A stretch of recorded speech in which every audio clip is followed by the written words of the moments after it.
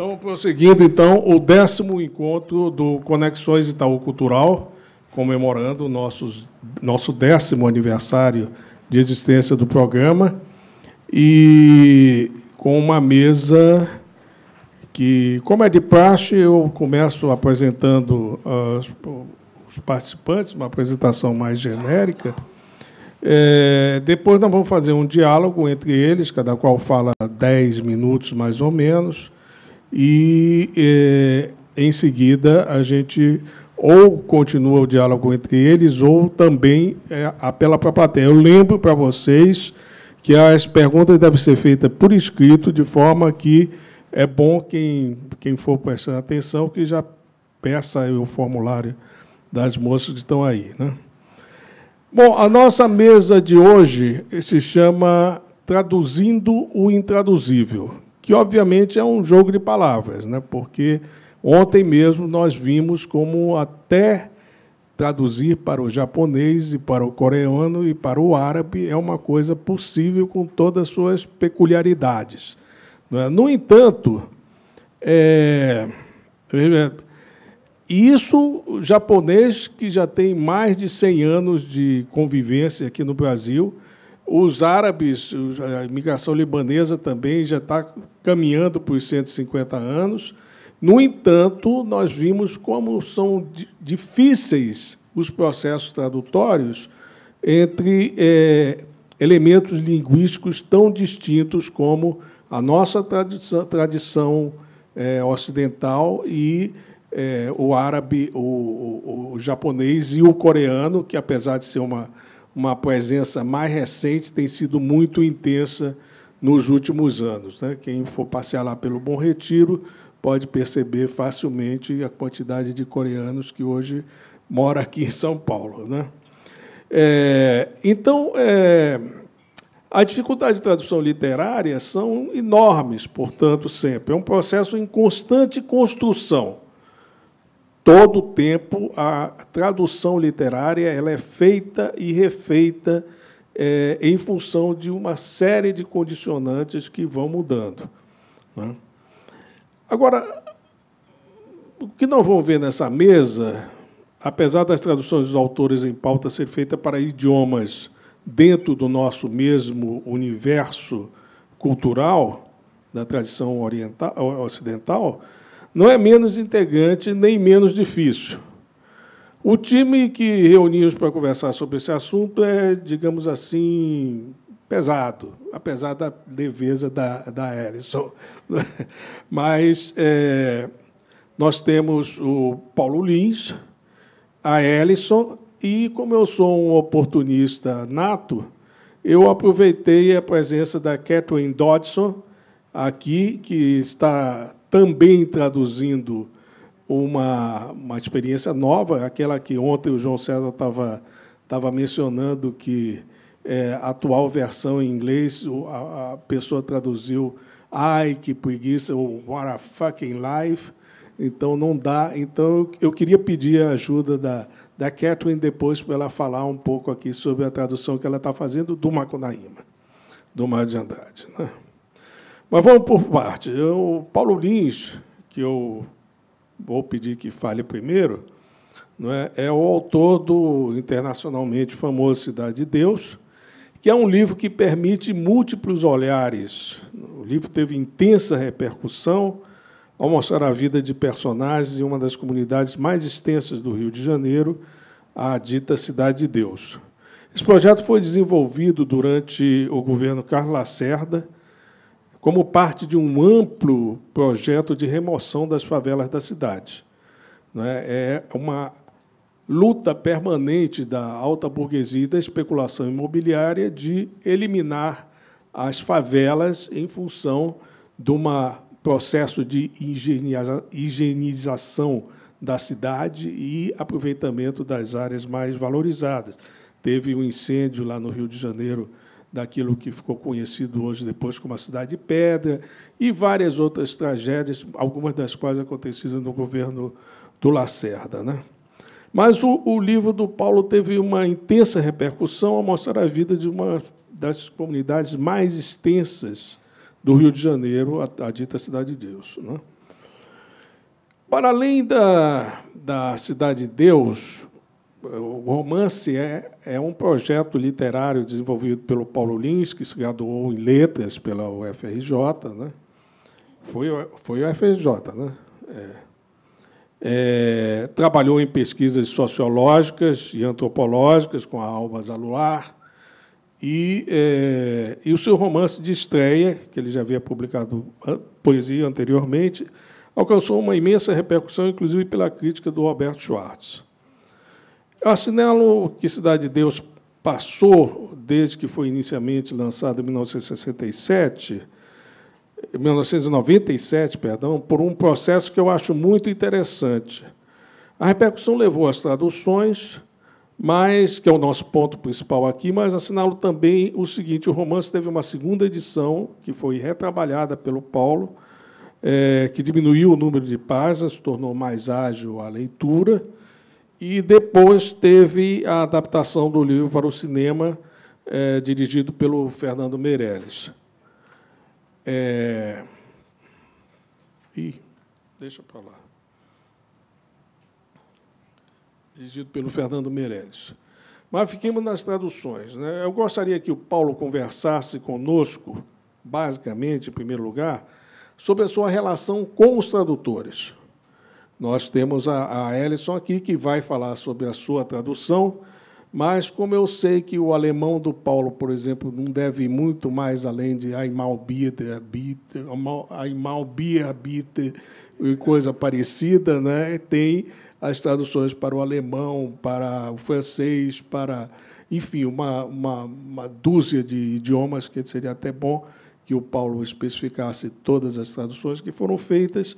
Não é? Eu sei que o portunhol é o nosso idioma comum na América Latina, mas, de qualquer maneira, teve a tradução para o espanhol também. Mas eu queria que você falasse, Paulo, particularmente sobre a relação com os tradutores. Eu sei, em parte, e a Ellison vai falar muito mais sobre isso, como foi a relação com ela, para a tradução para o inglês. Mas, já que você é o autor que está presente, eu acho que essa questão de como o autor se relaciona com os seus tradutores é um aspecto importante dessa coisa de traduzir o intraduzível. O intraduzível, no caso, aí são não apenas as questões vocabulares da gíria e do linguajar dos moradores da Cidade de Deus, como também questões sintáticas, etc. Tal. Então, esse diálogo, se é que existe, e se foi feito com todos ou com alguns, como é que foi, eu acho que é um aspecto importante da gente entender o nosso problema. Por favor, Paulo. Bom, boa tarde, obrigado pelo convite, Itaú Cultural. Tem vários tipos de tradutores, né? O Henri Rayat, por exemplo, que traduziu para o francês, ele morava perto da minha casa, em Laranjeiras, no Rio. E ele me chamou umas 3 vezes, umas 5 vezes, para ir lá ajudá-lo a traduzir. Aí eu chegava lá umas 9 da manhã, 11 horas eu tinha tomado já meia garrafa de uísque, já começava... Estava calibrado devidamente pronto para ajudar. Aí a gente bebia e tal, e teve alguns que foi por e-mail. A questão da tradução, eu fico pensando que, na época que eu fui escrever o livro, o que mais me apaixona na literatura é você entrar no universo mesmo, de verdade, do autor da história. Você vê uma obra como O Fogo Morto, por exemplo, o Mestre Zé Amaro, você vê ele falando, você escuta o que ele está dizendo, você entra ali de um jeito que você começa a fazer parte daquela sociedade, né? Um Jorge Amado, um Guimarães Rosa.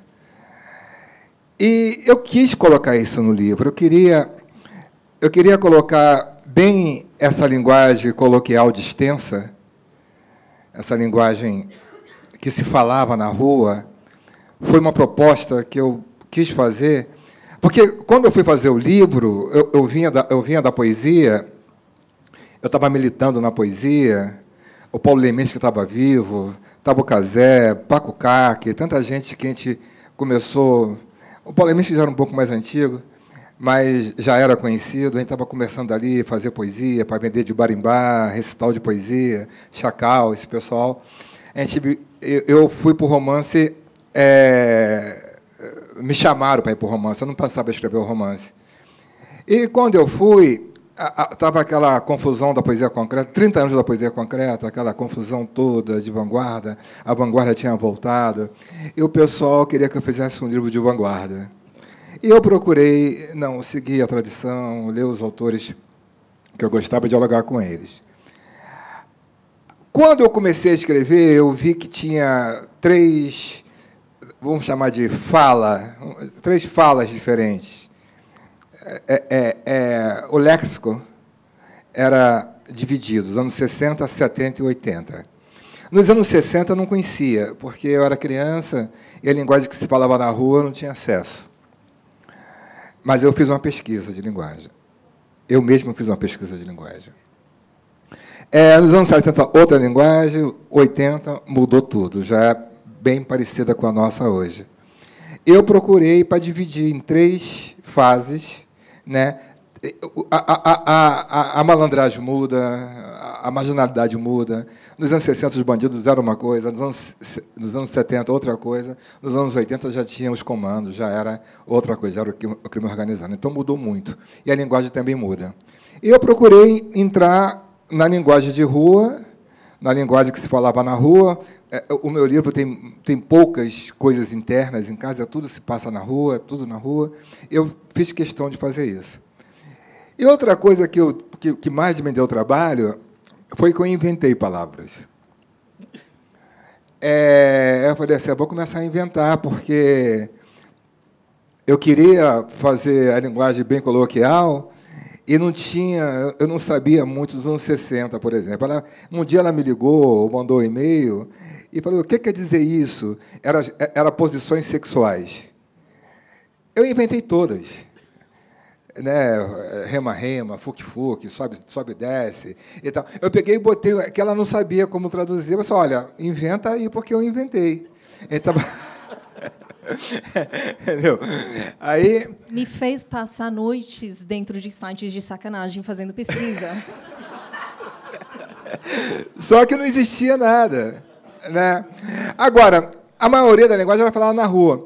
Por exemplo, ela traduzir Guimarães Rosa. Guimarães Rosa, eu me lembro que eu tive uma aula com o Eduardo Coutinho, filho do nosso querido Afrânio Coutinho, na Faculdade de Letras. Ele falava que o Guimarães Rosa inventava a palavra. Por exemplo, sonhoso. Sonhoso é uma palavra que não existe na língua portuguesa. Sonhoso não existe, né? Mas possivelmente, todo mundo entende quando você fala ele é muito sonhoso. Né? Ele pega o substantivo sonho, tira ali o radical, até o H, né, o radical da palavra, aí bota um sufixo de intensidade, sonhoso. Isso é fácil, ele vai fazendo isso e tal. Eu não. Uma parada, dá uma parada aí. Todo mundo sabe o que é parada hoje, já cai. Porque a gíria que se fala na favela, ela vem para o meio, vamos dizer, para o asfalto. Desce do morro bem para o asfalto. Todo mundo se fala, os artistas falam, todo mundo fala. Então, assim, a dificuldade foi quando eu inventei palavras, né, que eu tive que... E todo tradutor pergunta a mesma coisa. Eu já tinha a resposta... Eles perguntam a mesma coisa.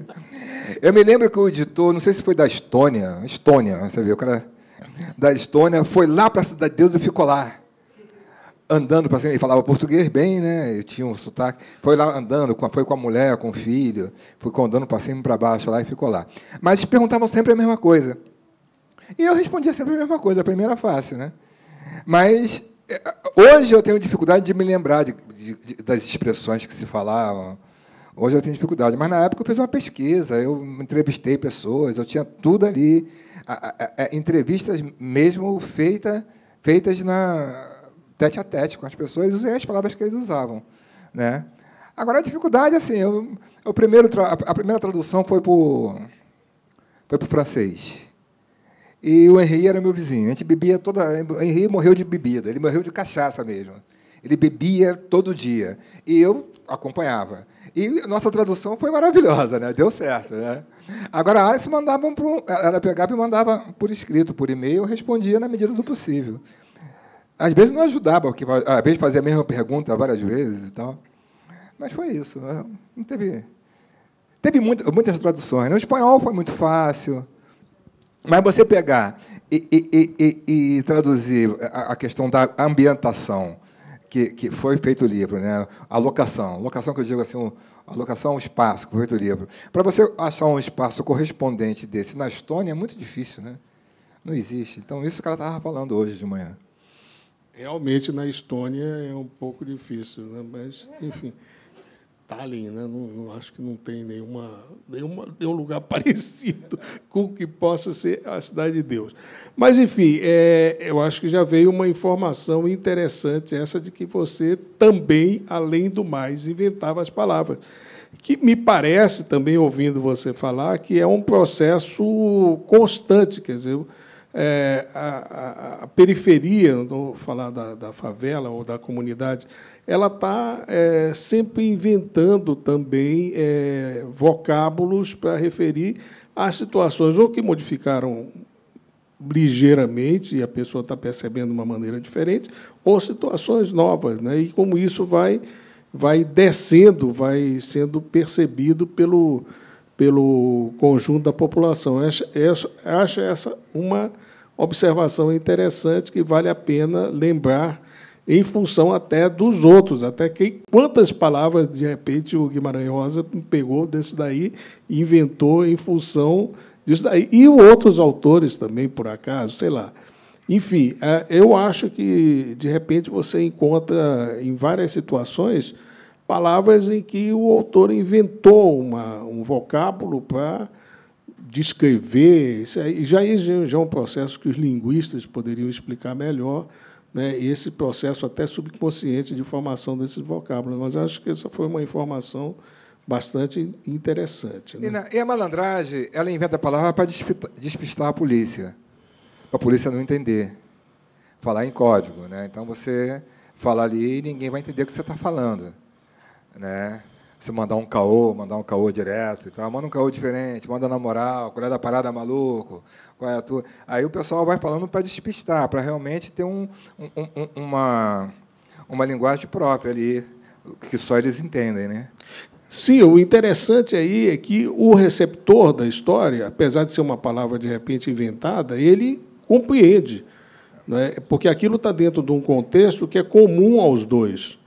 Então, o sujeito, apesar de repente estar ouvindo pela primeira vez, ele compreende, ele saca o que é aquilo. Agora, dentro do contexto, né, a gente faz aquele negócio da pessoa entender pelo contexto. Né? A pessoa acaba entendendo pelo contexto. Né? Por exemplo, bolodoxia. Eu estava falando assim, bolodoxia, eu achei essa palavra eu inventei. Bolodoxia, eu acho isso ótimo. Para de bolodoxia. Para com essa bolodoxia aí, para de bolodoxia, para de conversa fiada. Está cheio de bolodoxia. Né? Ela pegou e ficou, o que é bolodoxia? Eu tinha inventado essa palavra. Né? Eu não vi e tal. Por exemplo, eu escrevi um outro livro desse que Samba é Samba, que eu tinha pesquisa, eu fui fazer pesquisa, eu li da época, mas a linguagem de rua eu não tinha. Eu tinha aí 1914, 16, modernismo, né? Essa fase que nasceu a Umbanda, que nasceu o samba, que nasceram juntos, eu não tinha. Aí que eu inventei palavras mesmo. Tive que inventar. Né? Aí eu falei assim, vou inventar e boto dentro do contexto que dá certo. Eu entendi Guimarães Rosa, eu entendi Zé Leite do Rego, sabe? Então... Tá certo. Né? Acho que foi uma coisa interessante. Né? Agora, Ellison, eu me lembro que eu conheci pessoalmente você num evento do Conexões em Madison.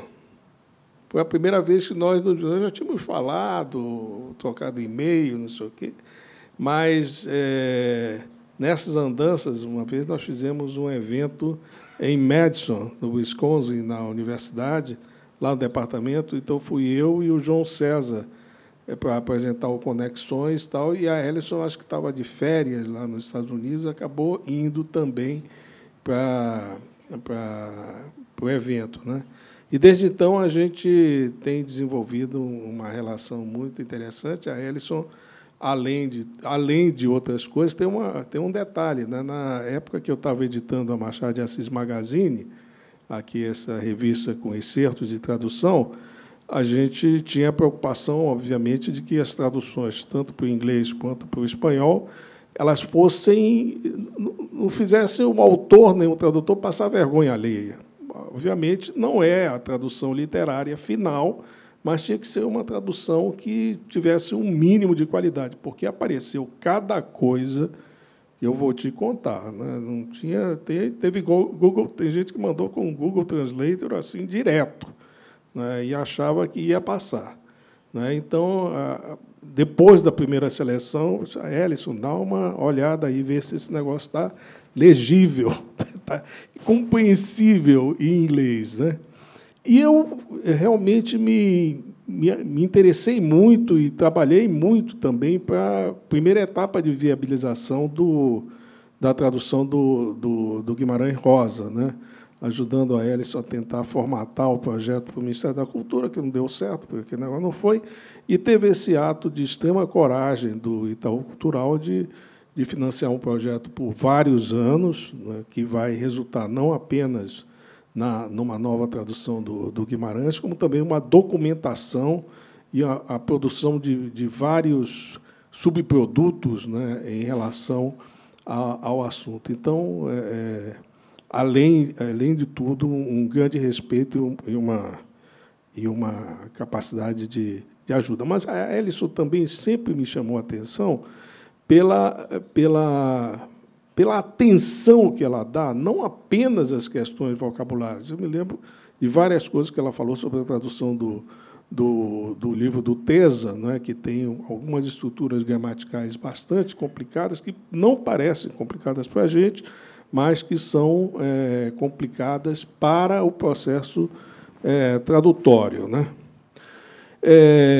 Bom, então, tanto nesse caso do Rosa, quando, no caso, do Paulo Lins, você enfrenta uma série de desafios monumentais, né? Porque, inclusive, tem essa referência negativa da tradução, que está datada da época da primeira tradução do Grande Sertão Veredas, que aparece lá como um bang-bang meio... Enfim, né?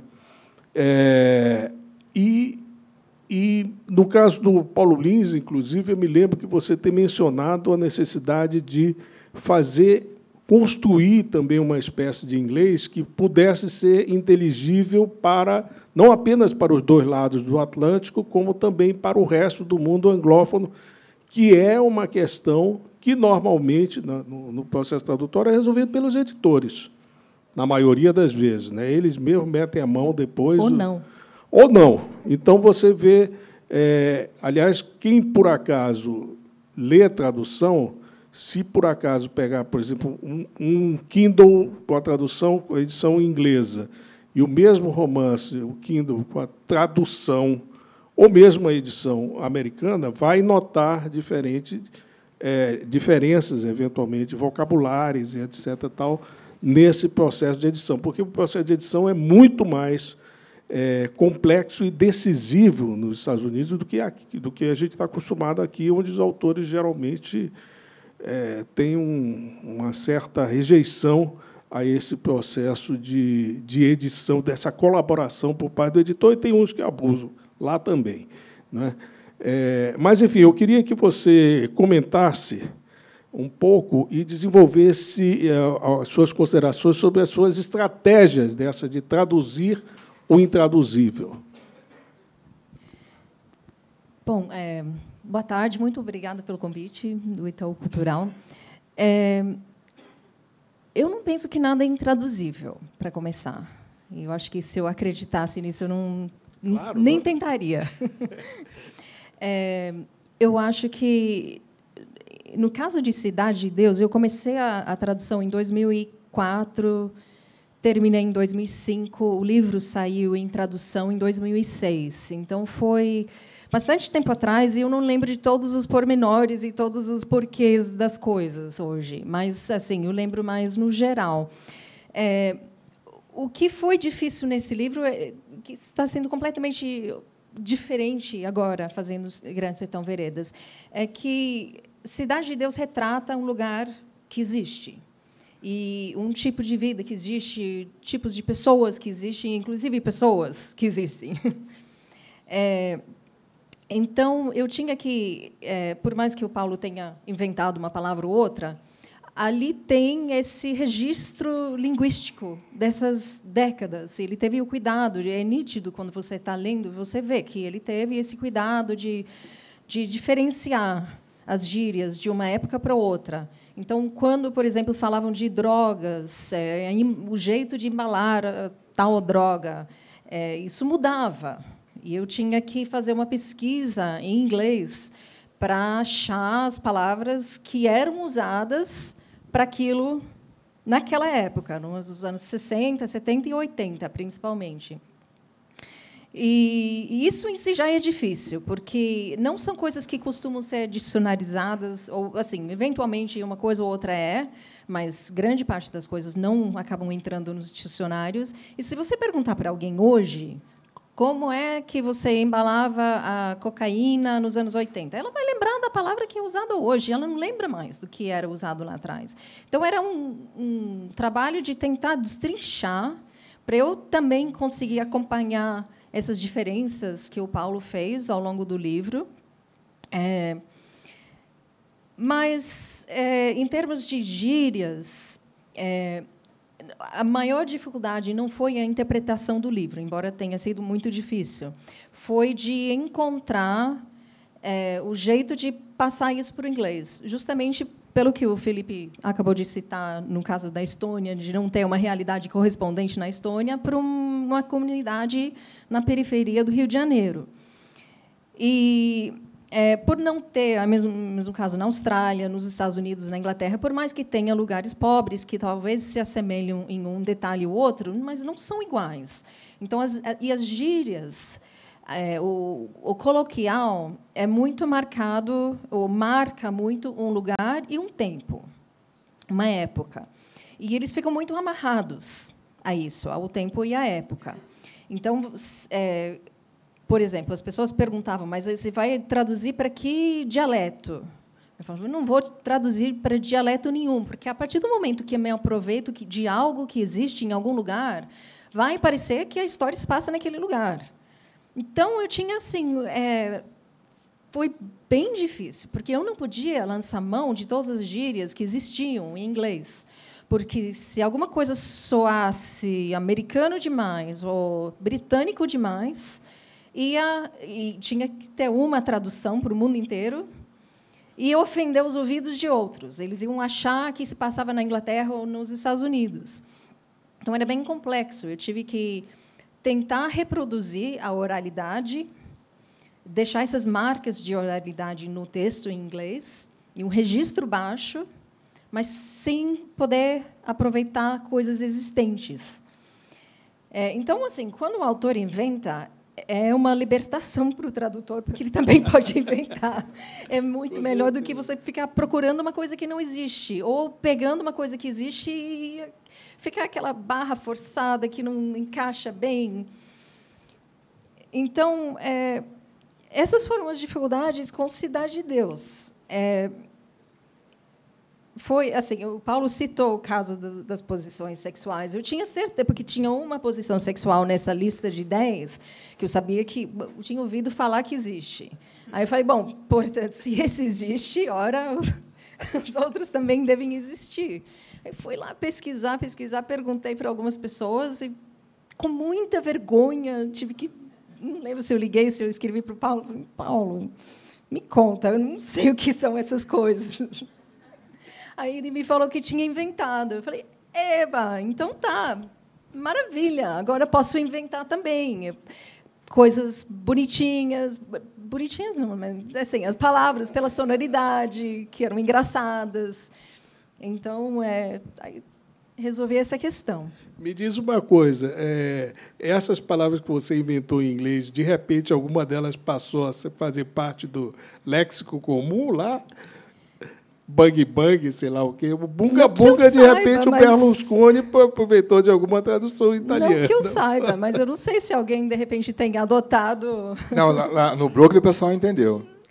Eu fui lá, foi eu e o seu Jorge, quando a gente estava na época do Oscar, e o pessoal, quando descobriu o City of God, começou a eles conheciam, o pessoal conhece, o pessoal, né, a malandragem de lá, eles leram e entenderam, né?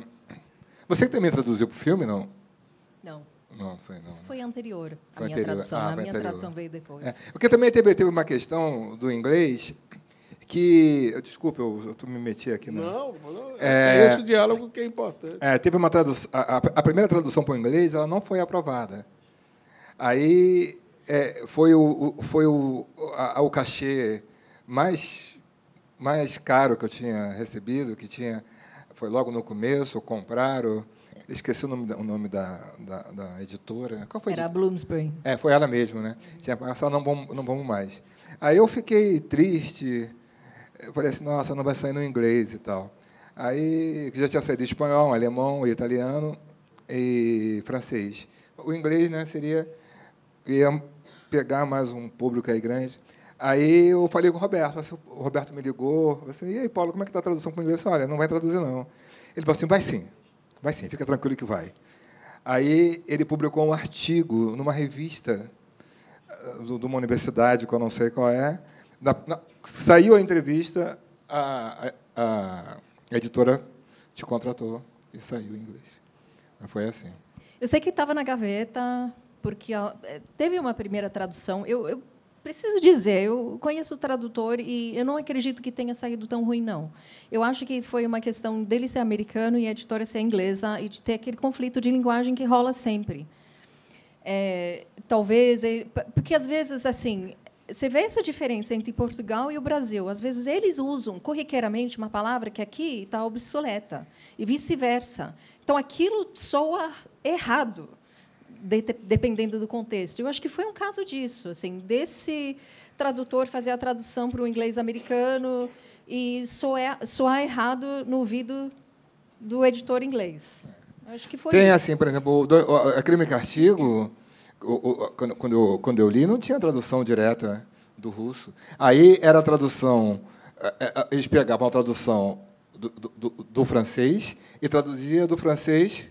A primeira tradução foi assim. Não, ontem nós vimos um exemplo aqui em relação a Mil e Uma Noites, que aquela famosa tradução francesa também inventou uma série de palavras no meio das contas que não existe nem em árabe, não existe em lugar nenhum, né? O cara inventou. Aliás, os franceses são useiros e vezeiros em fazer esse tipo de coisa em tradução mesmo, né? Eu tenho uma assim, a gente tem em Portugal, você falou em Portugal, por exemplo, Crime e Castigo eu li em tradução, né, português e li na tradução portuguesa que foi direto do russo. Aí eu pegava assim, bom, mas eu gosto da tradução francesa, que a primeira edição que eu li. E depois fui ler em português, depois eu li em espanhol. Mas eu gosto dessa tradução também, dessa coisa da... Eu não sei, o pessoal fala que é transcrição, os concretos falam que é transcrição, isso é mais uma poesia. Veja bem, hoje, em relação ao Joyce, por exemplo, você tem toda uma bibliografia que já faz parte dos estudos joycianos, da quantidade de traduções que existem do Ulisses. Ela já faz parte... Porque tem esse detalhe, eu acho que da tradução, que acho que todo mundo concorda, né? O tradutor é o leitor mais atento, porque ele não pode pular. Ele tem que estar... Ela descobriu um erro no Cidade Ele tem que enfrentar a palavra por a idade do personagem principal. Eu tinha trocado e ela descobriu. Tem que enfrentar palavra por palavra e, como é um leitor super atento, muitas vezes passa esse tipo de erro que, normalmente, o autor não deveria cometer ou o editor deveria prestar atenção.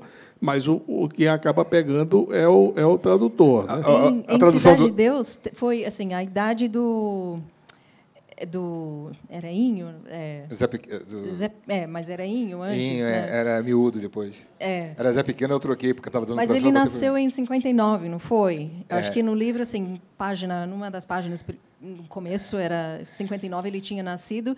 E lá pelas tantas, assim, lá, página 300 e não sei o quê, ele estava comprando armas que vinham da Guerra das Malvinas, que era 82, eu lembro bem dessa, porque morava na Austrália, a Inglaterra estava metido ali, então a gente acompanhava bem. Só que aí, logo em seguida, você falou que ele tinha 19 anos. Falei, não, peraí, 59 para 82, ele deve ter, sei lá, fiz as contas, não era isso. Agora, a tradução é uma coisa muito séria. Por exemplo, eu tinha lido Nietzsche, numa tradução, eu me esqueci o nome do tradutor, eu não tinha gostado tanto. Né? Depois, quando o Paulo Serra de Souza, que é o grande tradutor do Nietzsche, não é o Nietzsche, não. É o Nietzsche? É do Nietzsche. Eu comecei a adorar, gostei muito mais do que da versão que eu tinha lido. Né? Não, veja bem, isso Paulo Serra de Souza é um grande tradutor. Do alemão, para mim, é maravilhoso. Né? Toda a obra do Nietzsche, ele traduziu tudo do Nietzsche. Né? E eu comecei a gostar mais do Nietzsche depois da tradução dele. Essa coisa da tradução é uma coisa muito séria, né? Não, porque isso acontece, inclusive, nas ciências sociais. Eu me lembro quando nós estávamos fazendo o mestrado, tinha uma tradução que era muito comum do famoso capítulo 4º do Capital, que não foi incluído na edição original, e a tradução que a gente tinha lido dava um sentido completamente diferente para o que o pobre do Marx queria dizer. Foi num seminário com o pai da Rita, inclusive lá no Museu Nacional, que a gente foi pegando aquele negócio. Mas aqui não bate, não bate. Pesquisa, vimos que a tradução estava errada. E o pior ainda, era uma tradução que tinha se tornado muito comum e passando uma versão da análise do Marx sobre o processo de formação do capital, que era completamente equivocada. Né? E isso acontece em literatura também. E eu acho que as consequências são tão graves num caso como no outro. Né? Porque, num caso, você perde a percepção do que o autor estava querendo dizer, e, no outro, você está perdendo, eventualmente, conceitos fundamentais e que percebe errado. Né? Percebe tem uma visão equivocada da história. Né? E a questão do Galo também, que o Galo de Almeidinha, eu estava lendo, eu me lembrei disso agora, não tem nada a ver, eu vou falar uma besteira aqui, mas é engraçado. Eu estava na Alemanha. Como que é? O Galo do Almeidinha. Não, Bolodoshi. Mas foi o Galo do Almeidinha, porque eu estava o tradutor lendo, foi na Alemanha. Eu estava lendo em português, o tradutor lendo em alemão. Aí, assim, o Galo do Almeidinha fez cocorococó. Aí ele leu, kikirikiki, kikirikiki. Kikirikiki. Eu disse, não, cocorococó, não, kikirikiki. É uma besteira, mas eu me lembrei disso, foi uma risada, o pessoal começou a rir. Mas a onomatopeia é diferente. A onomatopeia, eu sempre mudo, eu raramente deixo como está em português. Como é que é cocorococó? Sei lá. Em alemão deve ser kikirikiki. Kikirikiki. Isso eu vi lá. Não, essas onomatopeias, elas mudam. Aí eu acho que tem uma questão de percepção sonora do ruído que o animal faz. E tem também aquela coisa que é praxe, que você aprendeu daquele jeito, então você já escuta e interpreta daquele jeito, e não sai mais da sua cabeça. O cocodururu. Por exemplo, eu estou me lembrando daqueles livros que eu li em tradução em português, porque, às vezes, a gente tem pouca tradução aqui. No Brasil, não se traduz muito, né? Tem poucos livros traduzidos aqui por português. Então, você tem alguma referência, que você quer um escritor alemão e tal, você vai lá em português de Portugal, que tem a tradução. E você vai ler, por exemplo, Foucault, A História da Loucura. Eu li aquele livro umas 3 vezes, eu adoro aquele livro. Eu li primeiro na tradução portuguesa e não tinha gostado muito. Quando veio a tradução em português do Brasil, eu amei o livro. Eu amei, eu pensei, nossa, que diferença que é.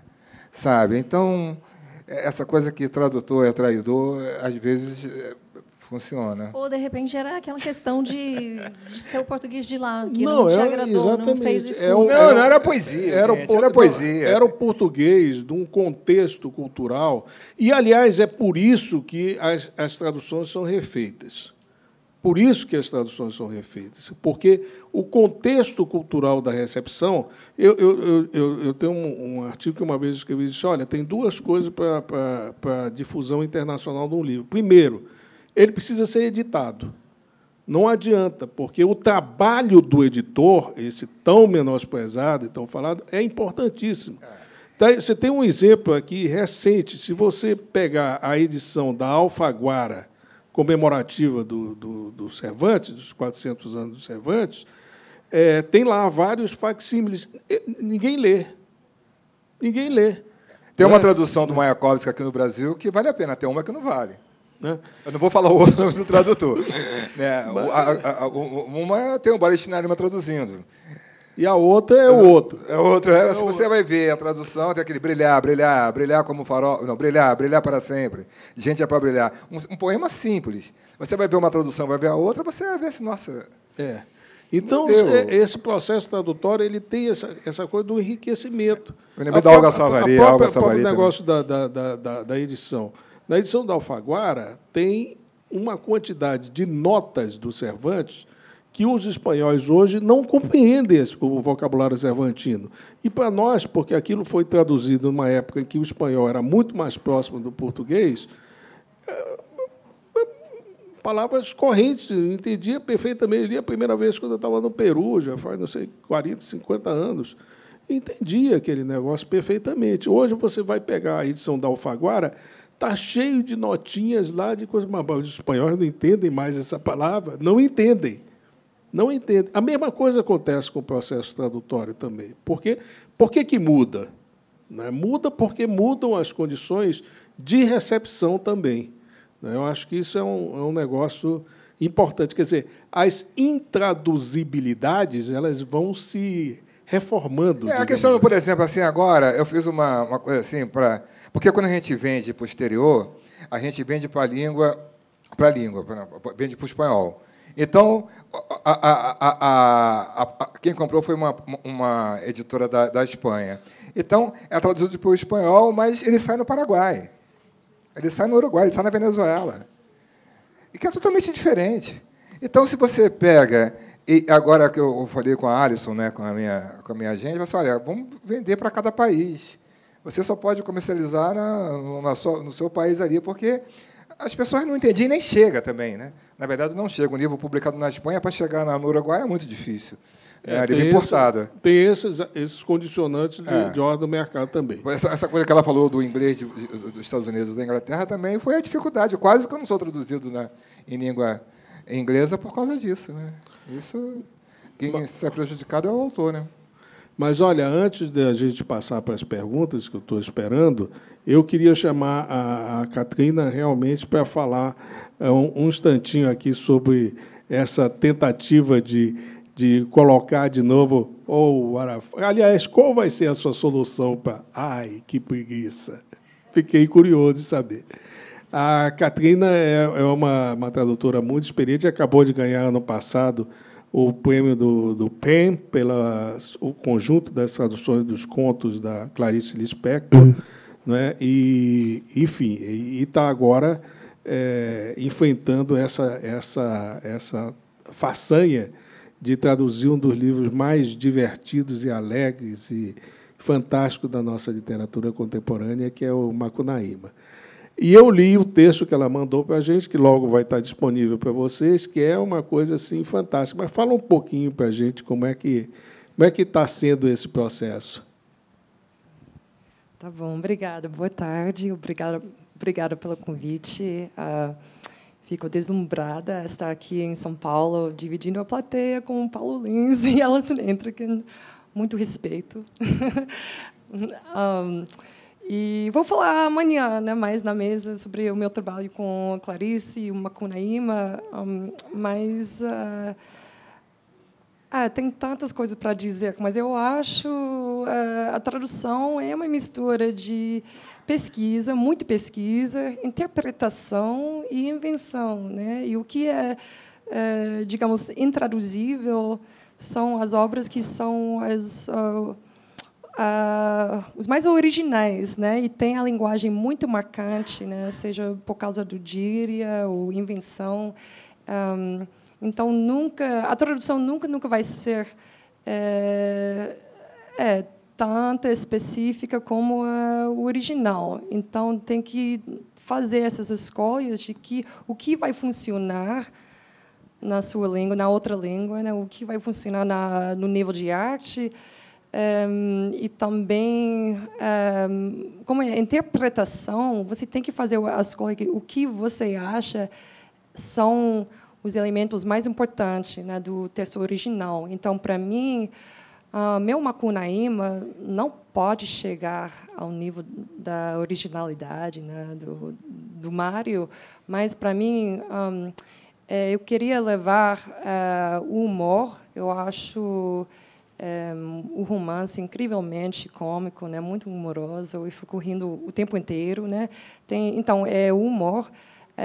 O ritmo tem uma musicalidade muito forte na linguagem. Então, não posso fazer coisa de dialeto. Ele distorce a língua portuguesa de nível muito sutil, às vezes muito forte, que eu não posso chegar a isso em inglês. Porque o dialeto, né? Almocei antes com a Alison, e a gente estava falando que não tem como transmitir um dialeto que vem de um tempo, uma comunidade, uma região muito específico e levar para outro, né? Não tem como. Então, o alvo para mim, de levar a ideia de uma fala oral muito musical, o registro, né? Mas o registro em Macunaíma muda, né? Carta para Icamiabas, ele muda entre uma linguagem erudita, né, mas ironicamente, e nos outros capítulos é uma linguagem muito falada. Então, eu vou tentar inventar a ideia de uma língua falada, né? Eu vou reler Mark Twain, Zora Neale Hurston, né, os autores para encher o ouvido, né, com os sons a língua americana, né, como a língua brasileira falada. Outra coisa que eu vou fazer é que eu acho muito importante o senso da desorientação e da diversidade cultural, linguística no romance. Então, ele mistura, né, o português, o brasileiro, com o tupi, com palavras de origem bantu, com outras línguas indígenas, agora que estou pesquisando, né, com o roteiro de Macunaíma e muitas coisas. Eu estou descobrindo que tem palavras vindo de várias línguas indígenas brasileiras. Então, eu estou experimentando com deixar traços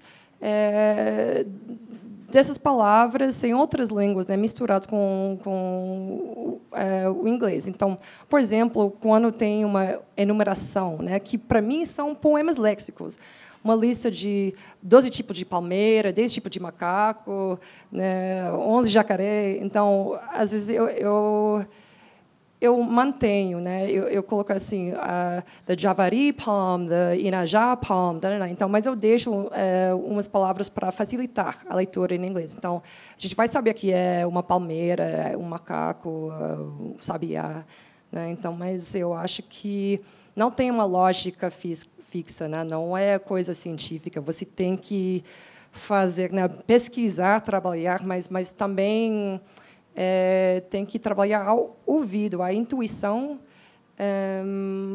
pelo que vai funcionar em inglês. Então, ai que preguiça, para mim, what a fucking life, é criminoso, porque é uma profanidade muito forte, ai que preguiça, uma coisa meio leve, né? Até prazerosa. Então, mas também não tem como fazer alguma coisa tão natural em inglês ao mesmo tempo que manter essa ideia de preguiçosa, né? Então, de preguiça. Aí eu comecei com "Oh, I'm too lazy", que não soava muito bem, então mudei para "Oh, feeling lazy". Na verdade, uma brasileira. Eu dei uma oficina de tradução na Biblioteca Nacional no ano passado. Eu estive aqui com uma residência para tradutores estrangeiros, e uma tradutora agora, eu esqueci o nome dela, porque eu queria crédito a ela, mas ela falou: não seria melhor "feeling lazy"? Porque assim você deixa com "I'm feeling lazy", mas a ideia de que "I'm feeling lazy", que preguiça. Aí eu falei, é boa ideia. Tradutores também, nós somos ladrões. Eu roubo tudo. Então, agora, ver de "oh, feeling lazy", de feeling lazy. Vamos ver como ver. Eu estou no meio, né? Então, vou chegar ao final e vou revisar tudo. Mas é isso, né? Eu fico pensando no Macunaíma, porque você pega o Macunaíma, quem tem coragem de mudar uma palavra do Macunaíma, né? Imagina você pegar o Macunaíma, você vê, por exemplo, assim, negócio de tradução, o Machado de Assis traduziu de Galampo, o Corvo. Fernando Pessoa também. Aí você compara as duas traduções ali, e você vê, não, qual é a melhor, você não sabe.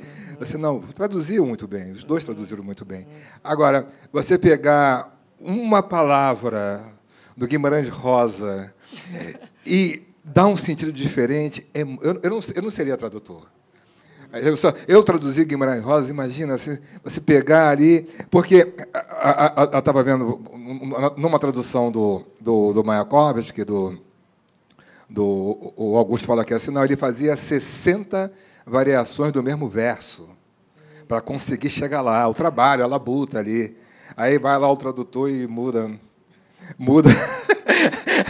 dá um sentido errado. Eu não, sabe, é muito difícil a profissão de vocês. Eu estava conversando com a Catarina no almoço sobre essas listas de flora e fauna. O Rosa faz a mesma coisa. Eu acabei de traduzir um trecho em que ele fala de muitos pássaros que tem numa parte do sertão. E é nítido para mim que ele escolheu a maior parte das palavras porque ele gostava de como soavam, não pelo pássaro em si. Eu também, simultaneamente, estou lendo coisas, lendo as correspondências dele com os tradutores. E, em algum momento, o tradutor italiano, Eduardo Bizzarri, pergunta para ele o que os seus outros tradutores fizeram com nomes de flora e fauna. Ele falou: eu estou pensando em deixar algumas coisas em português, traduzir outras e inventar outras. E o Guimarães Rosa solta fogos. Ele fala: isso mesmo, é para fazer isso mesmo, não é para ficar rigidamente literalmente no que é. Porque você começa a pesquisar essas coisas, você vai achar, para um passarinho que tem 12 nomes diferentes, dependendo do estado do Brasil que você está, aí você vai achar o nome científico daquilo, que não serve para uma tradução literária, e você vai achar, se tiver sorte, uma tradução em inglês para aquilo. E, geralmente, são completamente sem graça, porque não é um passarinho querido do quintal de alguém, é um pássaro que um cientista deu um nome em inglês, e o nome geralmente descreve como ele é, né? A cor da cauda, alguma coisa. Então, eu estou sentindo também essa necessidade de, quando existe algo que tem o mesmo espírito, tudo bem, eu posso traduzir, mas, quando não tem que inventar. Sim, tem uma tradução. Somos animados. Só para acrescentar uma coisinha, é que, para mim, também, outro motivo para deixar muito da flora e fauna nos nomes indígenas é que eu achei importante levar um senso para inglês desse sistema de classificação indígena e não vendo de origem europeia, né, que também faz parte do projeto dele. Só isso. Tem uma tradução, não sei, foi uma brincadeira que era caminhão com pá na frente, né? E era trator. Não sei se foi o Carita Azevedo que falou isso comigo, uma coisa de poesia e tal. Não, caminhão com pá na frente, era trator. Nonadas, né? Ellison, então, nonadas, isso é o tipo da coisa assim que realmente pode acontecer um pecado desse. Agora, uma coisa interessante, eu acho que você já falou um pouco, Ellison, mas gostaria que você falasse mais, que, aliás, é objeto aqui de uma pergunta aqui do Daniel: como é que você faz para dialogar, digamos assim, com o autor morto? Né? Não Não, sem apelar para a mesa branca. Né? Eu ia falar. Eu estou me aprofundando no que ele escreveu a respeito. Ele se comunicou intensamente com a tradutora americana Harriet Jones no final dos anos 50, começo dos 60. Depois ela terminou, assim, abriu mão da tradução e o James Taylor, que era um lexicógrafo incrível, pegou e terminou. E depois ela passou a fazer a revisão final e dialogou mais um pouco com ele no final. Tem uma riqueza de troca de cartas mesmo entre os dois, aquelas cartas que demoravam 6 semanas para chegar, 6 semanas para voltar, a resposta. Hoje a gente manda um e-mail, um WhatsApp, tem uma resposta mais imediata. E o James Taylor, que não se comunicava, assim, falou: oi, eu estou começando a fazer a tradução, daqui a pouco, oi, aqui está. Não teve consulta nem nada, é interessante. Primeiro eu li tudo, achando que ali já ia ter comentários dele em cima de Grande Sertão Veredas, mas eu vi que não. Ele comentou detalhadamente várias histórias e coisas que ela traduziu. E depois, na época que ela começou a fazer a tradução de Grande Sertão Veredas, ele falou: eu estou mal do coração, eu não acompanho mais, eu não consigo. Isso me dá muita emoção e me acelera e eu não posso. Então, ele meio que larga a mão, e ela está sozinha ali fazendo a tradução. Aí eu passei a ler as correspondências dele com o tradutor italiano. Só que, na verdade, o italiano veio depois de todos. Ele foi o último, assim, pela cronologia que eu consigo perceber, pelo menos. E nesse meio tempo já tinha saído a tradução em alemão. E eu fui lendo a correspondência dele com o Eduardo Bizarri, que morava aqui em São Paulo, fazia parte da cena literária de São Paulo da época. Então, o cara tinha um bom comando do português e ele também, pelo que eu consigo perceber das cartas, ele realmente era um tradutor talentoso. Ele inventava, ele fazia o que o Guimarães queria, que era que levantasse voo, que criasse asas e recriasse a obra, não ficasse tão preso ao literal, ao pé da letra, e conseguisse recriar aquela alquimia linguística. Mas eu fui assim numa emoção, lendo, vendo as explicações dele sobre os contos e outras coisas, e quando fui chegar na parte que ele ia começar a fazer, estavam começando a conversar sobre a possibilidade dele traduzir Grande Sertão Veredas, o Rosa morre. Aí não tem comentários sobre Grande Sertão Veredas. Então, eu já peguei o do alemão, eu já comecei a ver que realmente tem algumas explicações de coisas, mas eu acho que, mesmo ele não comentando com todos os detalhes, cada item que eu tenho dúvidas no livro, dá para perceber como ele pensava, como ele concebia as palavras, as sintaxes dele, do jeito que ele fazia as escolhas, os porquês. Isso está bem claro. Se aprofundando nesse material, é bem possível você destrinchar pelo menos essa parte.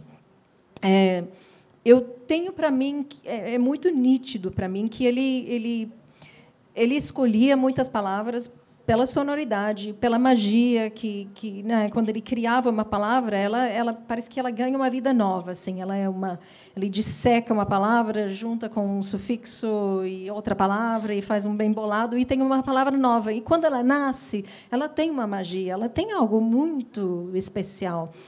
E então, assim, já dá para perceber. Eu tenho uma consultora nesse projeto que está incluído no projeto. Eu falo com ela quase todos os dias à tarde. A gente fala algumas horas sobre os trechos dos dias anteriores. E a gente já, de tantos anos, trabalha juntas. A gente tem um código, que é o... Assim, tem várias coisas em código, mas o mais importante para mim é um acrônimo nosso, que é VDB, que é o valor do bonitinho.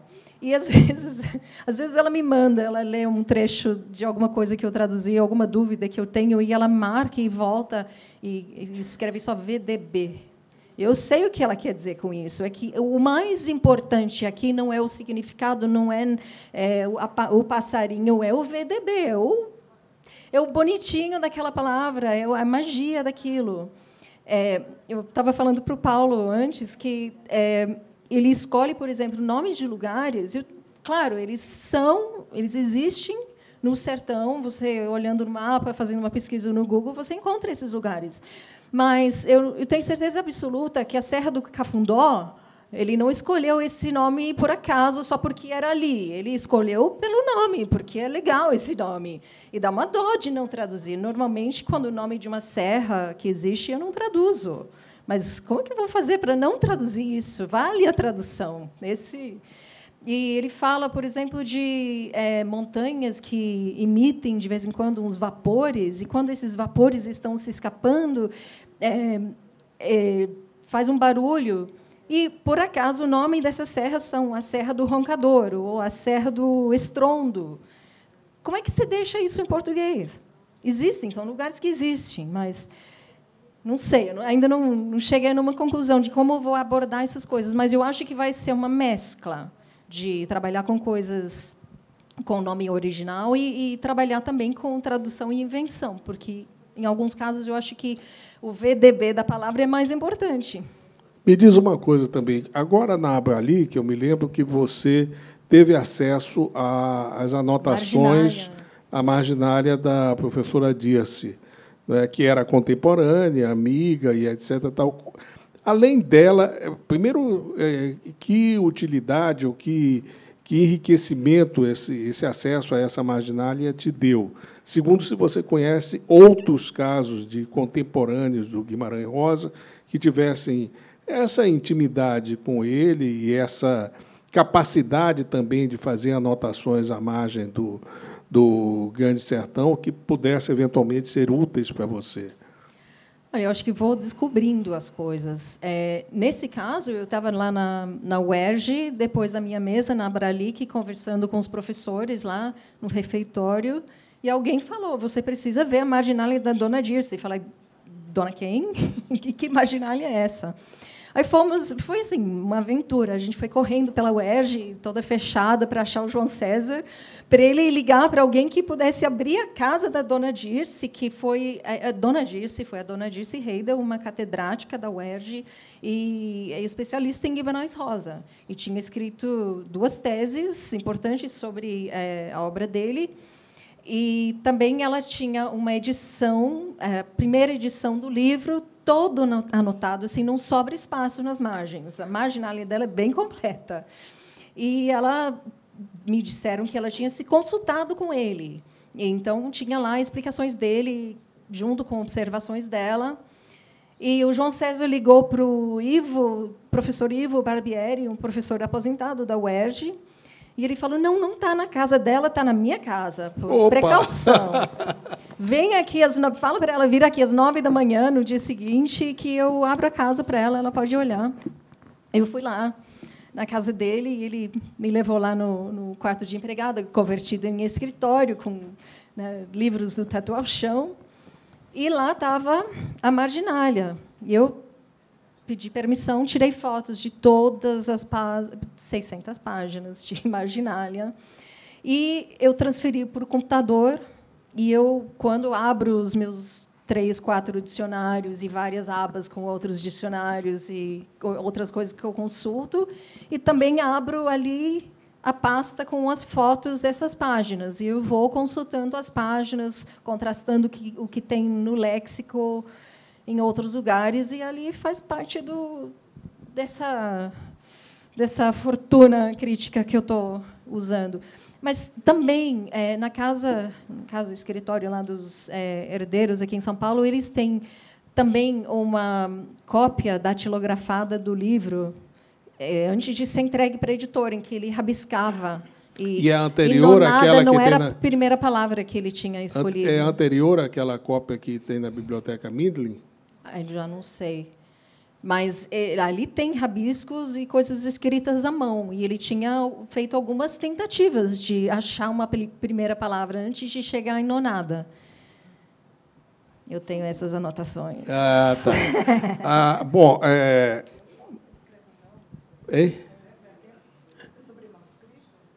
pode, rapidamente, porque a gente está com o tempo acabando aqui. Tem mais uma pergunta que chegou para a Ellison aqui, provocativa também. Só para acrescentar que, às vezes, quando você não tem o luxo de ter o autor vivo, olhar o manuscrito facilita o entendimento do estilo do projeto. Então, eu fui para a UEB, o Acervo Mário de Andrade, na USP, no ano passado. Eu vi a marginália do livro de Kok Grunberg, né, o antropólogo alemão, que transcreveu os mitos indígenas, né, das tribos caribes. Então, Mário, né, ele pegou o mito do Macunaíma através deste livro e tem uma onomatopeia no capítulo 5, o gigante, o Macunaíma, agora me esqueci, tem esse som de um pássaro que é ogoró, ogoró, ogoró. Pensava que era coisa brasileira. Então, eu traduzi como cucu, cucu, cucu, que seria o onomatopeia para pássaro em inglês. Só que eu vi no livro em alemão, não leio alemão, mas eu vi no livro alemão de Kok Grunberg, ele transcreveu esse som que era de outra língua indígena, ogoró, ogoró, ogoró. Então, sei lá, é a madre de entrada de robô, então eu coloquei agora, ogoró, ogoró, ogoró. Só queria falar uma coisinha rapidinho também. Rapidinho. A questão assim, uma vez, sabe o escritor, eu tive uma discussão, uma briga, não foi uma briga, mas foi uma discussão muito séria. Eu não sei onde que eu estava num país fora, estava o Juan Pedro Gutierrez, que é um cubano. E estava meu tradutor reclamando de mim. Como é que você vai fazer isso? Estava reclamando assim. Sabe o que ele falou para mim? Não, eu já boto no espanhol formal para não atrapalhar o tradutor. Gente, eu fiquei tão com raiva, eu briguei tanto com ele, a gente é amigo e tal, mas eu briguei tanto, mas como é que você faz isso? Não, eu já boto ali, já faço a construção, já boto tudo certinho ali para o tradutor não ter trabalho. Eu briguei com ele. É um truque meio sujo, eu diria assim. É uma coisa assim meio estranha, porque você quer ir na linguagem do sujeito. E também a questão da sintaxe, porque a sintaxe de um parágrafo tem que ser... Quando a gente vai escrever, né, todo mundo aqui que está aqui escreve, quando a gente vai escrever, para fazer um parágrafo, aí você estrutura o parágrafo todo, você bota bonitinho, vê as orações que você vai botar, tudo certinho, tudo ali bonitinho e tal, para até você ter a sensação que não precisa mexer mais em nada. E quando você entrega o livro, você não quer ver mais, porque senão tem alguma coisa errada. Se você for ler de novo, você vai reescrever de novo. Então, por exemplo, tem passagem, tem a morte da criança na Cidade de Deus, que eu peguei, eu não sabia como escrever aquilo, porque me doía muito. Eu conhecia o cara que tinha matado uma criança, esquartejado uma criança, um recém-nascido. Eu fui lá, peguei Dostoiévski, Crime e Castigo, separei todas as intenções de morte que o Raskolnikov vai matar a mulher, peguei tudinho ali, fiz uma estrutura, modifiquei tudo, é dele, não é meu. Entendeu? A editora inglesa queria cortar essa parte. Queria? Queria. Tá vendo? Ela falou, a gente tem que deixar isso. Queria cortar... Não é meu, é do Dostoiévski. Ele queria cortar Dostoiévski, entendeu? Isso que eu estou falando. Eu roubei tudo do malandro, roubei tudo. Roubei, fiz a mesma estrutura, a mesma, sabe, os períodos, tudo bonitinho lá, botei lá porque eu não conseguia escrever. Né? Aí vem um tradutor e muda tudo. Tem uma última pergunta aqui para Ellison. Mas, Katrina, o Kok Grunberg era etnólogo, então, de repente, ele estava fazendo uma transcrição fonética do que ele ouviu, porque é possível, no trabalho de campo, você procurar transcrever foneticamente. É possível, não sei. Mas, Ellison, aqui a pergunta, para a gente encerrar a nossa mesa. O que você traduziu de Cidade de Deus, colocou por causa do bonitinho? É uma pergunta do Antônio Carlos. Repete. O que você não traduziu de Cidade de Deus por causa do bonitinho? Ele pergunta, não, eu transformei em o que você colocou na sua tradução por ser bonitinho? Eu não lembro muito dos pormenores agora de Cidade de Deus, porque eu entreguei a tradução em 2005, então faz muitos anos. Se eu pegar o livro, eu consigo achar alguma coisa e lembrar, mas agora de cabeça não lembro. Desculpe. Eu vou te falar, eu cheguei a fazer a tradução de um pequeno trecho de Desde que o Samba é Samba, e me deu mais trabalho do que Cidade de Deus.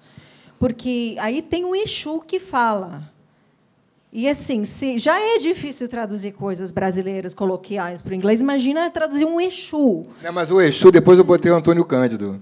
Porque, não, eu peguei, assim, na primeira vez o Exu fala como se o Exu fala mesmo. Né? Agora, a segunda parte, tem um livro, Cidades, um livro que ele escreveu um livro do Antônio Cândido, que eu peguei tudo do Antônio Cândido e botei na fala do Exu. Mas botei na linguagem dele também, com o Exu, como se o Exu estivesse falando. Então, Quer dizer, baixou o Exu mesmo no livro. Baixou o Exu. Agora, tem uma parte que eu gravei o Exu falando e botei lá. Aí que você se danou. O Exu falou, estava no terreiro, peguei o Exu falou, gravei tudo. Só Tranca a Rua. Só Tranca a Rua, lá amanhã você fala aí para mim. Ele pegou, falou, foi lá e pum, botei no livro. Então, talvez isso sim seja uma das únicas coisas intraduzíveis. Porque, assim, quando eu estava traduzindo o Exu, só saía jamaicano. Assim, ele parecia um jamaicano falando. Eu falei, não quero que esse Exu seja jamaicano, mas eu não conseguia evitar essa associação. Ele vinha, baixava o jamaicano. Baixava o Exu jamaicano. Não, porque tem gente, por exemplo, agora recentemente, que detesta a macumba, está fazendo coisa contra a macumba, mas, de repente, adota o voodoo, né? Quando quebraram o voodoo, a santeria. Não, né? não, agora, recentemente, ontem, sei lá o quê, quando vão quebrar a boneca da Judith Butler, né, é puro voodoo. Né, os caras acreditam, ficam fazendo campanha contra o candomblé e a maconha e as religiões afro-brasileiras e adotam a haitiana. Vão lá, quebra a boneca da mulher para fazer isso. Mas, enfim, eu queria pedir de vocês as observações finais de uma mesa que foi interessantíssima, né, e que para a gente dar um tempinho até começar a próxima mesa. Ellison, Paulo e Catarina. Observações finais? Suas observações. Eu fico esperando alguém um dia me pedir um livro fácil, mas eu estou vendo que nunca vai aparecer esse livro na minha vida.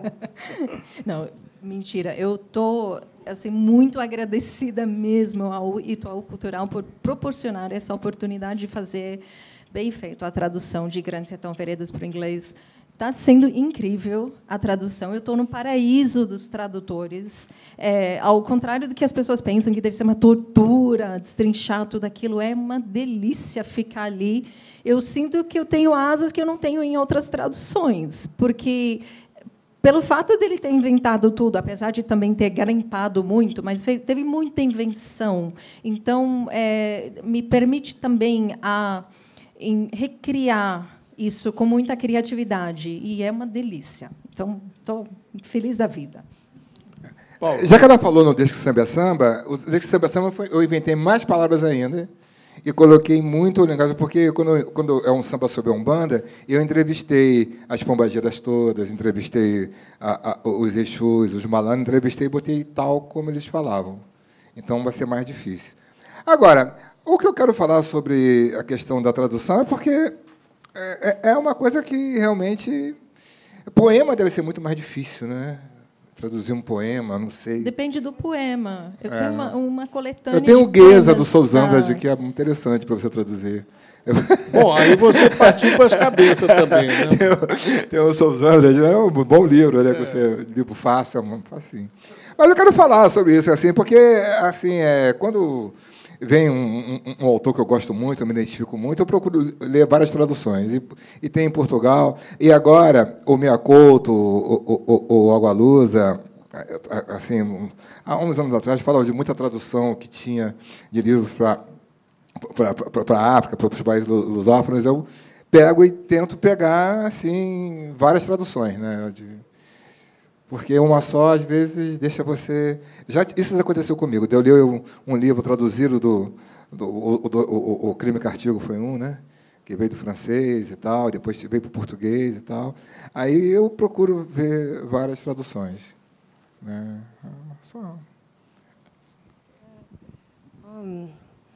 Bom, é claro que traduzir é uma agonia, né? Traz uma angústia de nunca chegar ao nível do gênio, da originalidade do original, mas, ao traduzir, o que chamamos de intraduzível, o meu alvo é de fazer o estranho e o estranhamento prazeroso, porque eu acho que isso que as obras da Clarice, Mário de Andrade, Macunaíma, são obras muito particulares, né? Muito originais, estranhos, mas dão um senso de prazer enorme, né? Espanto. Então isso é o que eu estou o que eu queria tentar, né? Eu queria fazer o levar para inglês.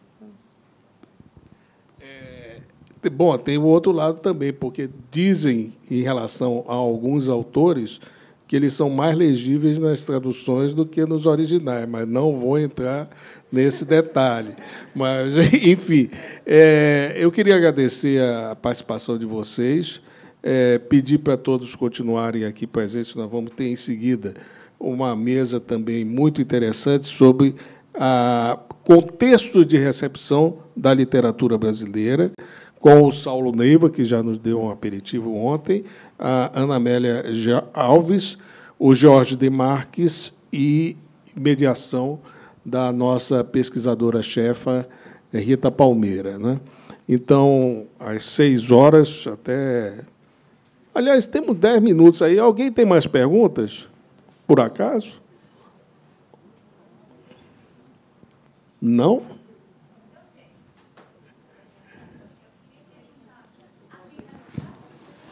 Seria melhor que se você mandasse por escrito, mas fala. Agora, nessa hora, vamos?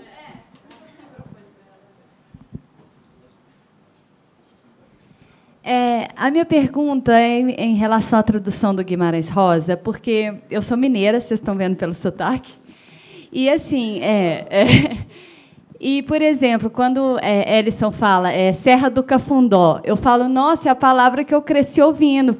O Cafundó é um lugar muito longe, né? Lá nos Cafundó dos Judas, a gente fala assim, minha mãe fala assim. Então, para nós mineiros, é mais fácil o Guimarães Rosa. Assim. Inclusive, a gente aprende isso até na escola. E eu queria saber se vocês, tanto você quanto ela, consideram isso na tradução. Por exemplo, ir a Minas ou conversar com o povo mineiro para, de alguma forma, encontrar esse caminho para traduzir. Obrigada. Com certeza. Você sabe que vários mineiros me procuraram no Facebook depois que foi anunciado que ia começar a fazer a tradução. E se oferecendo para ajudar. E uma mineira escritora que mora em Londres me escreveu: minha família fala desse jeito mesmo. Sabe? Aí Naomi Jaffe também, eu acho que me falou na Flip que esteve em Minas e que ela falou com umas pessoas de lá e que o que marcou ela, que eu também amei essa frase, a mulher falou para ela assim, senhora, o que era? Peraí. Pelejo, mas não alcanço mentir. Aí eu achei tão fantástico, parecia roubado de Guimarães Rosa. Mas você entende, você acompanha. Mas, sim, essa coisa do mineiro, do jeito de falar, do sertão de lá, que é diferente de outros sertões. Eu já estou armando viagens para lá. Eu quero... Parece que tem uma caminhada de 8 dias.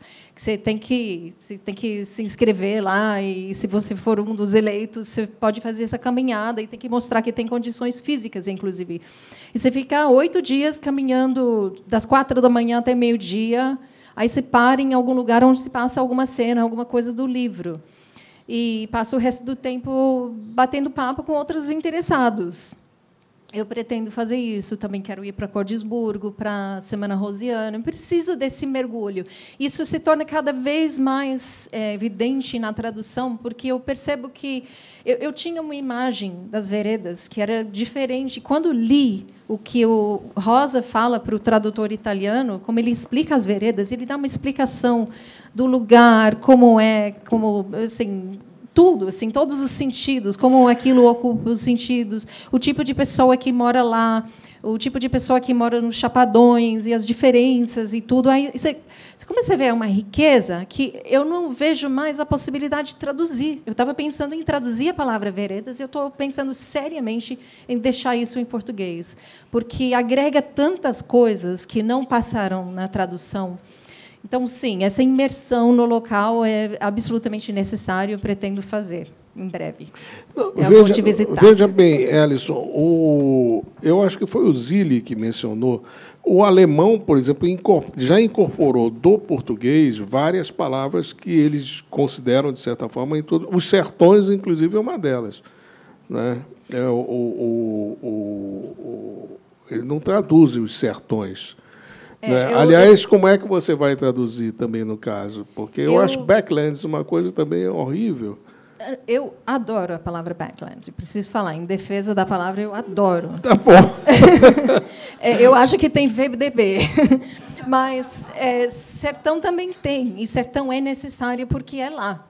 E não é qualquer backlands, é o sertão de lá. Eu estou deixando os dois. Eu lanço mão da palavra backlands em alguns contextos para dar suporte para a palavra sertão. Mas eu passo a usar cada vez mais sertão e sem ter que mencionar backlands.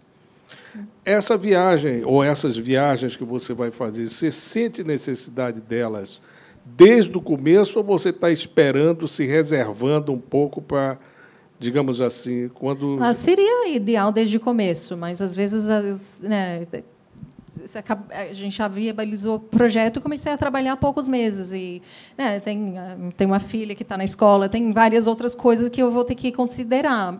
Mas eu também quero ir com pessoas que realmente podem me mostrar o lugar. Então, assim, ir em qualquer época sozinha, não sei se vai valer a pena. Eu quero ir... Inclusive, tem um grupo de pessoas aqui em São Paulo que chama, eu acho que é a Confraria Rosiana, que se reúnem e vão para lá de vez em quando. E eles já me convidaram para ir para lá com eles. Eles vão me mostrar o lugar, as pessoas de lá. Eu acho que algo nesse sentido vai ser mais proveitoso. Na Cidade de Deus você não foi, né? O quê? Na Cidade de Deus você não foi. Você quer me levar? Você quer me levar, pô? O cara da Estônia foi. Você precisa, pelo menos, uma viagem posterior. Muito desleixada. Você me Veredas leva, é fácil. É mais fácil do que ir lá no sertão. Não sei. Agora, tem uma outra ponta sobre a questão dos sertões que eu queria te perguntar. Eu tenho lido em vários momentos as matérias, reportagens, algumas bem extensas, sobre as modificações físicas, sociais, etc., tal, nesse ambiente rosiano. Isso tem te impactado? Você tem acompanhado isso também? Isso aparece de alguma maneira? Ainda não. Não. Porque parece que algumas modificações são realmente muito significativas, de coisas que mudaram, de coisas que, né, foram destruídas, né, desastres ecológicos, etc. Sem falar, provavelmente, das questões de mineração, etc. Tal, né? Imagino que, estando lá, eu devo esbarrar muito mais com isso. E as pessoas devem contar, espero que me contem, mas não sei. Bom, enfim, agora sim chegamos ao nosso tempo. Eu quero realmente agradecer a presença de vocês todos, aqui, inclusive a pirataria que eu já fiz com a Catrina em função da mesa que ela vai fazer amanhã. E repito o convite para que vocês permaneçam aqui, para daqui a meia hora a gente voltar com mais uma mesa do nosso 10º encontro do Conexões Itaú Cultural. Muito obrigado.